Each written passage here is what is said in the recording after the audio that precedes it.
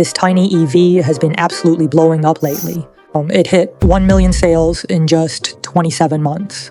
That makes it the fastest selling small electric car in the world. And here's the crazy part. It costs just $21,000. Meanwhile, the average EV in America costs around $58,000. You could almost buy 3 of these for the price of one average EV in the US. Back in 2011, Elon Musk actually left at BYD. Warren Buffett owns 10% stake in that. Why do you laugh? BYD is trying to compete. Why do you laugh? Have you seen our car? Fast forward to 2023, and he had changed his tone. Their cars are highly competitive now. But today, this story that isn't really about the car. It's about the company behind it. BYD. Back in 2020, BYD sold just over 420,000 vehicles. By 2025, that number had exploded to 4.6 million. And in pure EVs, BYD sold 2.26 million, more than Tesla. So here's the question. In an industry packed with giants, how did BYD break through? I became obsessed with this question, so I dug into BYD's business model, its financial reports, and interviews with its founder. Today, let's break it down like a business case. Let's find out what BYD really got right. The first stage, I would call it the Battery King. Now, this story goes way back, so let's keep it simple. BYD was founded by Wang Chuanfu. We'll just call him Wang. And yes, he's still running BYD today. Wang grew up in a poor farming family in Anhui, China. His parents passed away when he was young. He was raised by his older brother and sister-in-law. But Wang was incredibly sharp. He got into Central South University. Later, he became a graduate student at the Beijing General Research Institute for non-ferrous metals. His focus was batteries. He spent nearly a decade working in battery research, and because he was so good, he landed a senior government role before he was even 30. He was one of the youngest people in the entire country to reach that rank.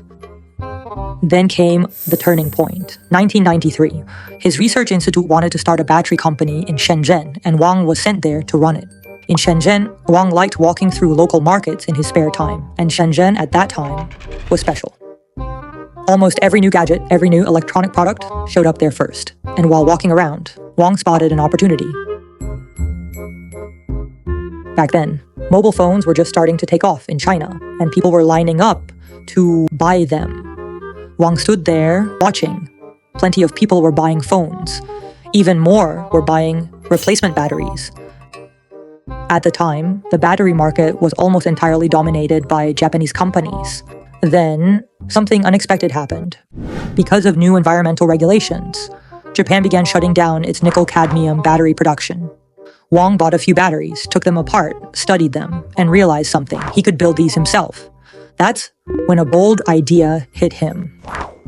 Why not bring battery manufacturing back to China? He immediately called his cousin, Lu Xiangyang. Lu had an investment background. He saw the exact same opportunity Wang saw. The two of them clicked immediately. Lu invested 2.5 million yuan on the spot, and that was the beginning of BYD. But getting the money was only the beginning. A fully automated Japanese production line cost tens of millions of yuan. Wang only had 2.5 million. So, how do you build batteries when you can't afford the machines? Wang came up with an entirely different manufacturing model. If he couldn't afford automation, he would redesign the process. Instead of one expensive automated line, he broke it into many simple steps. Welding, sealing, testing. Most of it was done by hand. Cheap fixtures kept everything precise. Think of it like an early McDonald's kitchen. Every worker handled one small task. The result? High efficiency at a fraction of the cost. Today, that doesn't sound particularly revolutionary. But back then, almost nobody in the battery industry was doing anything like it. Wang was willing to be the first to take that risk. And his bet paid off. As Japanese manufacturers exited the market, demand exploded. BYD quickly became the world's largest producer of nickel-cadmium batteries by offering solid quality at a much lower price. At one point, it controlled around 40% of the global market. Then Wang made another move before everyone else. He shifted into lithium batteries. As mobile phones spread around the world, BYD's business exploded. Eventually, it became the second largest rechargeable battery maker in the world, behind only Sanyo. In 2002, BYD went public on the Hong Kong Stock Exchange, and the company just kept growing. By 2002, BYD was producing nearly 500 million batteries a year. A year later, revenue had climbed to roughly 4 billion yuan. That's a 77% increase in just 1 year. Their unconventional manufacturing model had turned BYD into one of the biggest names in the battery business. And Wang had officially earned the title, the Battery King. But Wang wasn't the kind of founder who knew how to sit still. He was always looking for the next opportunity. He understood something important about Shenzhen. Factories were everywhere. If you stopped innovating, someone else would replace you. So instead of protecting what he'd already built, Wang kept doing what he'd always done, chasing the next opportunity and taking risks before everyone else. By 2002, Wang wanted to move further up the value chain. And by making phone casing molds, his thinking was actually pretty simple. Think about it. I was already making batteries. If I only sold batteries to phone companies, I made money. If I sold them both batteries and phone molds, I was still selling to the same customers. Same customers. One more source of revenue. Why wouldn't I do that? But then he flew to Japan to visit a phone mold factory. And almost immediately, he spotted an even bigger opportunity. Back then, phone mold manufacturing wasn't nearly as advanced as it is today. The process was basically the same everywhere. Engineers first designed the phone casing using CAD. Then the molds went through rough machining. For the parts the machines couldn't reach, they used electrical discharge machining. And finally, the skilled workers finished everything by hand. But here's what really caught Wang's attention. The same factory was also making automotive molds. He realized that about 95% of the manufacturing process could also be used to build automotive molds. So he quickly did the math. Making 1 ton of automotive molds cost around 80,000 yen in Japan, but only 20,000 yuan in China. That difference translated into a huge cost advantage. Then another thought crossed his mind. If I already had batteries and I could build automotive molds, could those two things eventually become an electric car? Without much hesitation, Wang made a decision. He would bring the production capability back to China and move into the automotive industry. Of course, there was one problem. He had never built a car before, let alone an electric one. So Wang decided to take a two-track approach, build gasoline cars first, to generate revenue, while continuing to develop electric vehicles until the market was ready. In 2002, BYD quietly acquired Beijing Jiqi Auto mold factory. And then, in 2003, Wang shocked the market. He announced that BYD would acquire Qinchuan Automobile. The announcement sent shockwaves through the entire industry. The very next trading day, BYD's stock plunged nearly 20%. It kept falling for 3 straight days. Almost 1/3 of the company's market value was wiped out. But Wang held his ground. After plenty of setbacks and trial and error, BYD finally built its first gasoline prototype, the 316, along with a concept electric vehicle called the EF3 in 2004. Wang probably thought that this is finally our moment. Reality had other plans. When dealers came to evaluate the new cars, many of them literally walked out before the presentation was even over. Most of them thought the 316 simply didn't look good. It wasn't cheap enough. The features weren't impressive either. Overall, it just wasn't a compelling product. The EF3 didn't fare any better. People didn't understand it, they didn't like it, and they certainly didn't believe in it. But that's exactly who Wang was. Once he believed in something, he simply refused to give up. So he made a painful decision: kill the 316. His first production car never even made it to the market. Now remember, Wang was an engineer, so the solution that came naturally to him was reverse engineering. So let's be honest. Reverse engineering basically means taking apart someone else's product to learn how it works, and Wang certainly wasn't the first person to do it.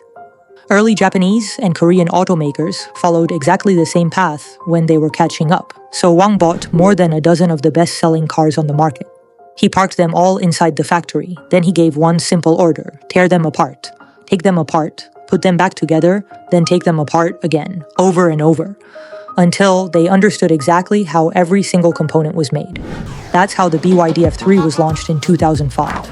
It looked a lot like the Toyota Corolla, but it cost only about half as much. By 2007, the F3 was selling over 10,000 units a month. It was the first Chinese domestic brand ever to reach that milestone, and it sold 100,000 cars in just 14 months. The F3 became a huge hit, but it also sparked a lot of controversy. People called it a copycat because, honestly, the F3 looked a lot like the Toyota Corolla.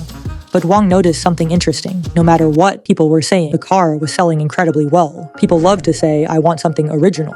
I want a premium brand. But when it actually comes time to spend their own money, what they really want is something affordable, reliable, and practical.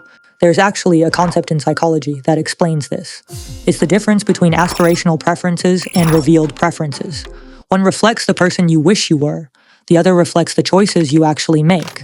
And those two are often very different. Sometimes, the answer you give doesn't describe who you really are. It describes who you wish you were. Here's a simple example. Imagine I ask you, after work, would you rather go to the gym or grab a beer? Most people immediately think, I'm disciplined. So, of course, I'd choose the gym. But when work is actually over, a lot of people end up choosing the beer instead. The gym represents your ideal self. The beer represents your real behavior. Once Wang figured this out, his strategy became very clear. If he couldn't beat everyone on brand, he would beat them on value.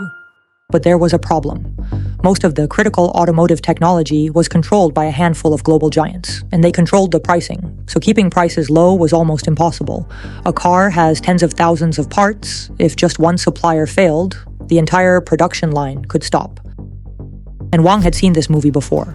Back in the battery business, he didn't survive because he could afford Japanese production lines. He survived because he built his own. So he made a decision. He took the exact same strategy that had made BYD successful in batteries and brought it into the auto industry. If BYD could build it, BYD would build it. No outsourcing. Engines, electric motors, batteries, headlights, air conditioning systems, molds, and eventually, even the chips. They built them all themselves. Wang looked at it with a very simple calculation. A car contains more than 20,000 parts. If every single part came from a supplier, every supplier added their own profit margin. By the time everything came together, you weren't paying for one product. You were paying for layer after layer of markup. But if BYD made those parts itself, those savings stayed inside the company, real money. And that became the second chapter of BYD's story: vertical integration. Building the manufacturing system, not just the car. With its manufacturing system finally in place, BYD launched its very first plug-in hybrid, the F3DM, in 2008. That same year, BYD sold more than 171,000 vehicles. More importantly, BYD's vertically integrated manufacturing model caught the attention of Charlie Munger. Not long after, following Munger's recommendation, Warren Buffett invested in BYD at 8 Hong Kong dollars per share, buying about 9.89% of the company. Almost overnight, a little-known Chinese automaker became one of the most talked-about companies in the world. Then came 2009. BYD kept rolling out new models: the F0, the S8, the G3, and the E6. The F3 became China's best-selling sedan. BYD sold about 448,000 vehicles that year. At that point, many people believed BYD would become the future of China's new energy vehicle industry. With vertical integration working, everything seemed to be moving in exactly the right direction. But then, 2010 arrived, and everything started to fall apart. More than 300 dealerships walked away almost overnight. At the Zhengzhou Auto Show, dealers even showed up holding banners accusing BYD of deceiving its dealer network. The situation got so tense that BYD staff ended up clashing with dealers right there at the event. So, what happened? The answer was actually simple. BYD had expanded way too fast. Its sales targets were far too aggressive. Dealers were forced to take on far more inventory than they could sell. When the cars didn't sell, their cash flow collapsed. At the same time, quality problems started surfacing. Customer complaints began to pile up, and the after-sale service wasn't keeping up either. Years later, Wang looked back on that period and admitted he had made a huge mistake. He said back in 2009, almost every meeting he led was focused on one thing: production capacity. Very little time was spent talking about technology, product quality, or long-term reliability. After that, Wang entered a long period of quality reform and deep technical work. First, he cut BYD's sales network from 4 channels down to 2. Then, he made factory managers directly responsible for quality problems. If a quality issue happened, the factory manager could be demoted or even removed. This was when BYD started moving from "we can build it" to "we have to build it well." But these reforms only stopped the bleeding. The real way out had not arrived yet. For almost 10 years, BYD's annual car sales hovered around 400,000 to 500,000 units.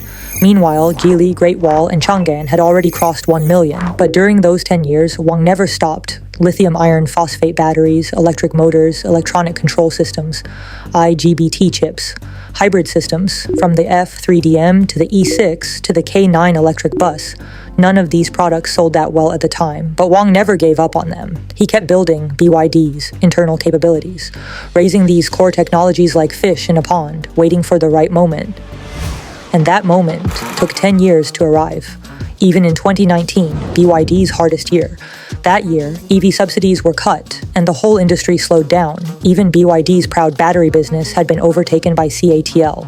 Investors were losing patience, and BYD's stock was still stuck at a low point. BYD's net profit had fallen to just 1.6 billion yuan, down 42% year over year.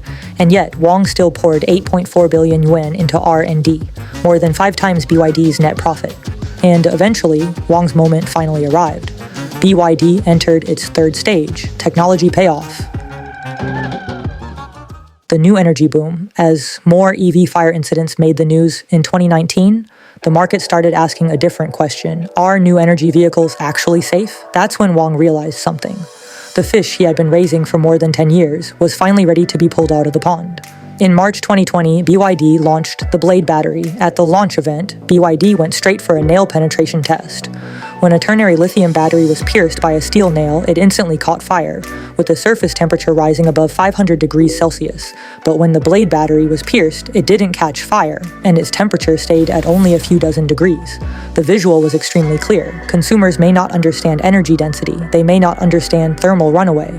They may not know the difference between lithium iron phosphate and ternary lithium batteries, but they can understand one thing: this battery is safer. The technology path BYD had stuck with for more than a decade was finally seen by the entire market.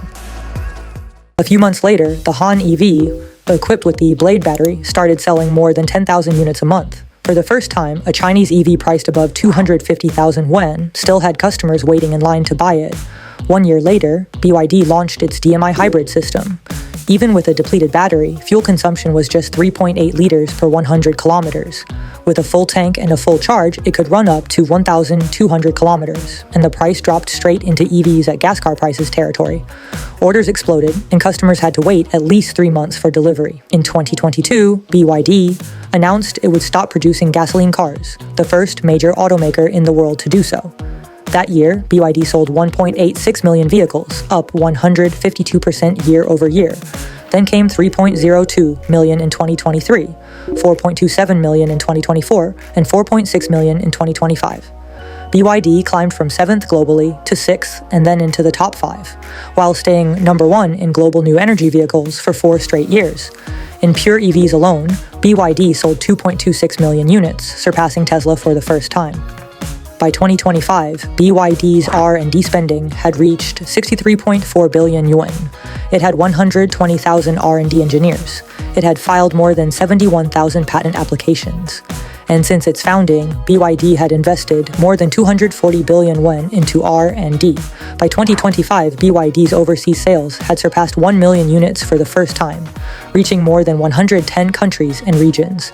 Wang entered the million yuan luxury car rankings, squeezing into a list normally dominated by Porsche, Land Rover, and Mercedes-Benz. That same year, BYD made its God's Eye driver assistance system standard across its lineup. Even the 70,000 yuan Seagull could be equipped with LiDAR. And what supported all of this was the same thing BYD had carried from its battery days, the thing that runs through its entire history. Wang calls it the technology fish pond, But translated into plain English, it means one thing: go deep into manufacturing technology, and if you can build it yourself, never outsource it. Wang once said, in the past 12 years, BYD's R&D spending exceeded its net profit in 11 of them. So when the global chip shortage hit in 2022, Toyota cut production, Volkswagen halted plants, and Ford shut factories. But BYD didn't stop, because BYD made its own chips. While everyone else was waiting for suppliers to deliver, BYD's chip production lines were running inside its own system. 20 years ago, Wang was figuring out how to make batteries cheaper. 20 years later, he was figuring out how to put LiDAR into a 70,000 yuan car. The logic never changed. So by now, you probably have a pretty good idea of how BYD became what it is today. Which brings us to a much bigger question. In one of the most competitive industries in the world, with companies like Toyota, Volkswagen, and Tesla, how did BYD manage to break through?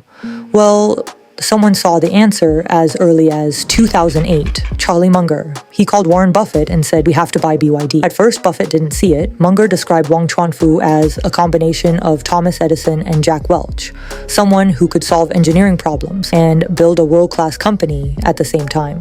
He pushed for the investment hard. I think he threatened to shoot me. In the end, Berkshire invested $230 million.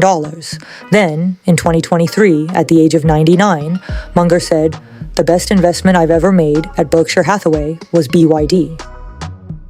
But here's the interesting part. He wasn't investing in the cars BYD was making back then. He was investing in Wang and in the system Wang had built. On the surface, BYD looks like a car company. But Munger and Buffett saw something deeper. He saw a company that knew how to make things cheaper than almost anyone else. Batteries were its capability. Cars were simply the product. The real business was the manufacturing system behind them. Think of most automakers, like restaurants. Someone else grows the vegetables. Someone else raises the cattle. The restaurant wins through branding, service, and great chefs. But the moment ingredient prices go up or the supply chain breaks, they lose control. BYD took a completely different approach. It wanted to own almost everything, grow the grass, raise the sheep, shear the wool. Most automakers sell one car and split the profits with dozens of suppliers. BYD sells one car and keeps much more of that value inside its own ecosystem. It isn't just making money assembling cars, it's making money across the entire value chain. Of course, that path is much harder, but once it starts working, it becomes a flywheel. Higher sales create larger scale. A larger scale lowers manufacturing costs. Lower costs allow even lower prices. And lower prices bring even more customers. That's why BYD isn't simply cheap. Its biggest advantage is that it knows exactly why it can be cheaper. Munger wasn't investing in one car, and he certainly wasn't investing in an EV trend. He was investing in a machine that could keep making products cheaper and make them accessible to more people. No matter how the industry changes, the companies that control the core assets are usually the ones still standing in the end. That machine has now been running for more than 20 years. And from day one, Wang never let go of those core assets. And honestly, that's why I think BYD isn't really a car company. It's a manufacturing machine that just happens to build cars. If you enjoyed this breakdown, hit like, subscribe. I'm Alex, and I'll see you in the next one.